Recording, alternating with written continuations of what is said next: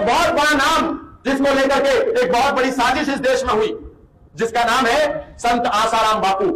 1 लाख बार देश की मीडिया ने हर दिन एक ही झूठ सबको दिखाया कि संत आसाराम बापू बलात्कारी है, और जब टीवी पर बैठ करके हम सबने वो झूठ हर दिन देखा, मीडिया ने रोज रोज एपिसोड बना करके दिखाए, रोज रोज ट्रायल चलाए, तो हम सबको भी ये यकीन हो गया कि संत आसाराम बापू बलात्कारी है।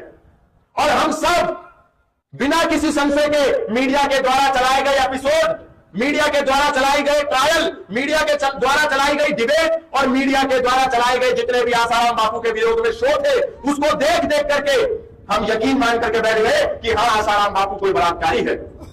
यानी करोड़ों लोग जो धर्म से जुड़े थे, उनका विश्वास साधु संतों से उठ गया। लेकिन इस देश के बहुत जाने माने वकील हैं जिन्होंने कई वर्षों तक बिना किसी स्वार्थ के, बिना किसी लालच के मर्यादा पुरुषोत्तम श्री राम का मंदिर पुनः अयोध्या में स्थापित हो सके, काशी में ज्ञान व्यापी मस्जिद हट करके पुनः काशी विश्वनाथ उस ज्ञान व्यापी मंदिर में स्थापित हो सके, मथुरा में योगेश्वर भगवान श्री कृष्ण की जन्मभूमि पे पुनः योगेश्वर भगवान श्री कृष्ण का जन्म स्थान बन सके और ईदगाह मस्जिद को हटाया जाए। कई वर्षों तक सुप्रीम कोर्ट में लड़ाइयां लड़ी, और आज भी हजारों मंदिरों की लड़ाइयां यदि इस देश में कोई लड़ता है तो सुप्रीम कोर्ट के एकमात्र विष्णु शंकर जैन साहब लड़ते हैं, बिना किसी फीस के, बिना किसी शुल्क के, बिना किसी पैसे के। कितने वर्ष उन्होंने युद्ध लड़ा, कानूनी लड़ाई लड़ी, और आज जो भारत में मर्यादा पुरुषोत्तम श्री राम का मंदिर हमको दिखाई देता है, उसमें एक बहुत बड़ा योगदान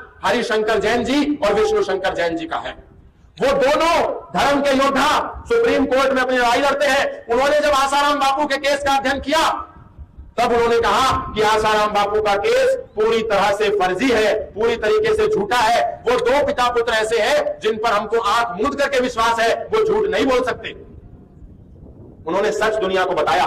लेकिन देखिए आज कितने वर्षों तक आसाराम बापू की पूरी छवि खराब कर दी, पूरा उनका जो धर्म के प्रति सजगता लोगों में पैदा उन्होंने करी वो बर्बाद कर दी। और जब शोध किया तो पता चला ये केवल और केवल एक षड्यंत्र इसलिए रचा गया था क्योंकि संत आसाराम बापू गांव-गांव में जाकर के उन आदिवासियों को ईसाई बनने से रोकते थे, बचाते थे और पुनः सनातन में वापस लाते थे। जिन लोगों को ईसाई मिशनरियां बहला करके, फुसला करके, बेवकूफ बना करके, धन का लालच दे करके, राशन का लालच दे करके, पैसे का लालच दे करके उनको ईसाई बना रही थी, आसाराम बापू उन लाखों लोगों को सनातनी बनने की प्रेरणा दे रहे थे। उन्होंने लाखों करोड़ों हिंदुओं को ईसाई होने से बचाया था। बस यही एक कारण था कि उनके साथ इतना बड़ा षड्यंत्र हुआ।